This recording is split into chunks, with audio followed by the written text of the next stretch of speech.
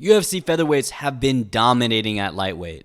By far the most successful move in the UFC is from featherweight to lightweight. We've seen this phenomenon on full display these past couple of cards. Just a couple weeks ago, we saw Max Holloway, former featherweight champion, overwhelm longtime lightweight contender Dustin Poirier in his last outing with a great show of speed and power. And then weeks before that, we saw Ilia Topuria literally flatline one of the greatest lightweights ever to show how successful his transition from featherweight to lightweight has been. And ironically enough, those two lightweight greats that I just mentioned are also former featherweights. Charles Oliveira fought 11 times at featherweight, and during that stretch missed weight 4 times before taking the hint that he was way too big for this weight class and moved up.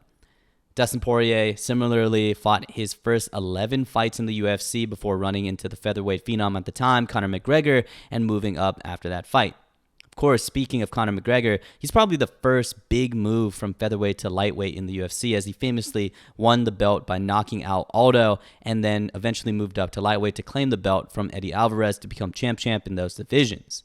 And though he didn't win, Alexander Volkanovski looked really good at lightweight and especially strong against Islam Makhachev in their first fight and silenced everyone saying that he was going to be too small. If we look at the top 10 lightweight rankings, 4 of those guys, including the champion, are former featherweights, which is insane.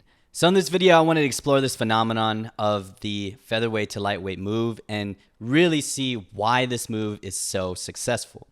All right, reason number 1, pretty much every featherweight is just a lightweight cutting 10 more pounds. Everyone is cutting a lot of weight in the UFC in all weight classes, but it seems like featherweights take it to a whole new level. All of the guys I mentioned previously have all killed themselves to make 145. Ilia Topuria's weight cut was so bad that he moved up to lightweight permanently, even though he was probably going to dominate the featherweight division for a very long time.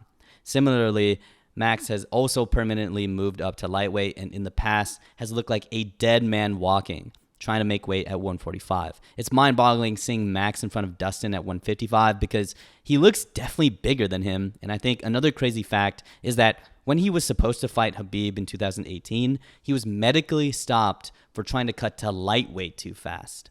Like previously mentioned, in the 11 times Charles fought at 145, he missed weight 4 times and by a lot on some occasions. Dustin Poirier said on the Joe Rogan podcast that at 145, he would walk around as big as 190 sometimes. Volkanovski was 6'8", 290 pounds when he was playing rugby or whatever Joe Rogan says. And finally, there's these famous pictures of Conor at 145 where he cut so much weight, he literally looked like a different person. So another question you may ask is why so many featherweights are having to kill themselves to make 145? Why don't they just start fighting at 155? So the average man in shape is probably around 5'9", 180 pounds, which in UFC weight class terms means that person is probably going to cut to 155.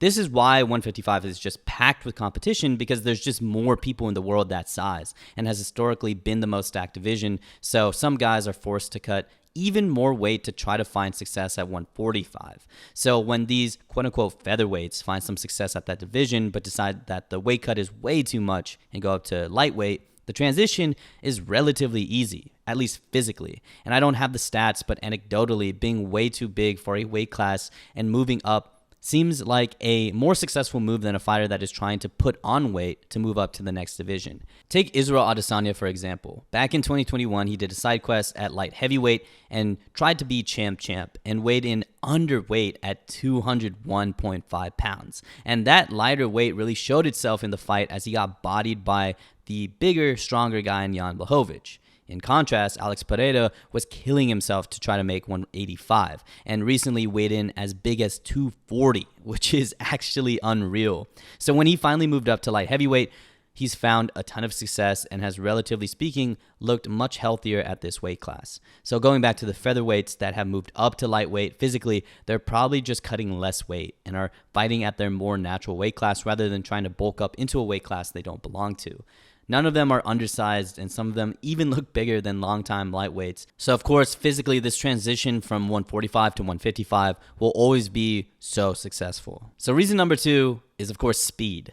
Physically, most featherweights are good at this division, but even though they get quote-unquote bigger, they still oftentimes retain their speed. Granted, Max fought an older Dustin Poirier, but he was still running laps around Dustin, and Dustin just could not defend the quick, straight punches Max was throwing out there. Similarly, Max was picking apart Justin Gaethje with the speed, and everyone talks about the power of Ilia Topuria because, of course, it does crack pretty much every chin, but you also have to give credit to his speed. Even when you watch the Holloway knockout in slow-mo, that left hook looks insanely fast. And of course, Charles had no idea where the hell that right hand came from. And Conor McGregor's finishing sequence over Eddie Alvarez was so smooth and so quick. This should be only a 10-pound difference, but damn, does the speed really taper off between 145 and 155. Justin Gaethje, Armand Charles, and other longtime lightweights are all good, don't get me wrong, but they have never displayed the same speed as the featherweights today. Maybe the only lightweight that has shown featherweight speed is Rafael Fiziev, and it's really because a lot of people are suggesting that he should go down to featherweight to find more success since he's on the smaller side of lightweights. They say speed kills, and we have definitely seen that out of Max Holloway and Ilia Topuria. And finally, reason number 3 is skill. And this might be a controversial take, I don't know, but it just seems like the top featherweights are more skilled than the top lightweights. See, as you go up in the weight classes in the UFC, the skill conversely goes down. Flyweights and bantamweights are insanely skilled and quick. And then on the opposite end, you have heavyweights, which a vast majority of heavyweights have like zero ground game. As you go up, there's way more reliance on power and sheer strength than there is skill. That's why the lighter weight classes have to be insanely skilled, because it's not like you can lose 90% of the fight and just come back with one giant punch. And you'd think the difference between featherweight and lightweight in terms of skill wouldn't be too crazy since it's only a 10-pound difference, but I think there's a solid skill gap between the two divisions. The most skilled guy in the division in his first title defense went band for band, skill for skill with a featherweight in Volkanovski. Granted, Volk is insanely skilled himself. Charles and Armand are also very skilled, but outside of that, I think the skill of the top lightweights just don't really compare well with the top featherweights or the featherweights that have moved up recently. Justin Gaethje is fun to watch, but he's never shown the skill of a guy like Ilia Topuria or Max Holloway, so when Max Holloway moved up to fight him, Max picked him apart until he put this cherry on top. The same can be said for practically every fighter below him in the rankings. Lightweight, I think, is really the first division going up the weight classes where you have a ton of guys at the top that rely on sheer power alone. Again, the more a weight class can rely on power, the less skilled the division becomes, and lightweight is the first weight class where a lot of guys have one-punch KO power. We've seen that power at featherweight sometimes, but lightweight is where we see a lot of guys rely on it. Case in point, Michael Chandler. Dude has the worst IQ on the planet and has some atrocious striking when he has someone hurt. But he got real close to getting the title and has been a top-ranked guy for a long time because occasionally he can pull this or this out of his ass.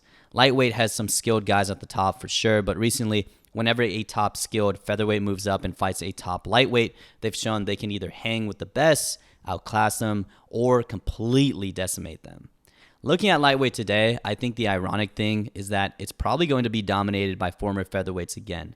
For a solid time, lightweight had Charles and Dustin on top of the rankings, and now I think Max and Ilia are going to stay on top for some time now.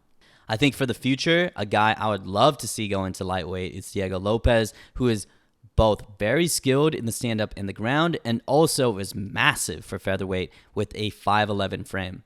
Jean Silva is also a guy that's very skilled and has come very big in weigh-ins. Movsar, if he ever fights again, looks like another big and skilled guy that I think could make a very successful transition to 155. Anyways, what do you guys think about the current lightweight division? Is it going to be continually dominated by former featherweights? Is Ilia Topuria and Max Holloway just going to outskill and outclass and outspeed, I guess you can say, everybody else in the lightweight division? Is Islam Makhachev going to come back down to beat another former featherweight in Ilia Topuria to add to his resume? I'd like to hear your guys' thoughts in the comments below. And again, thank you guys for always supporting. I'll see you in the next one. Peace.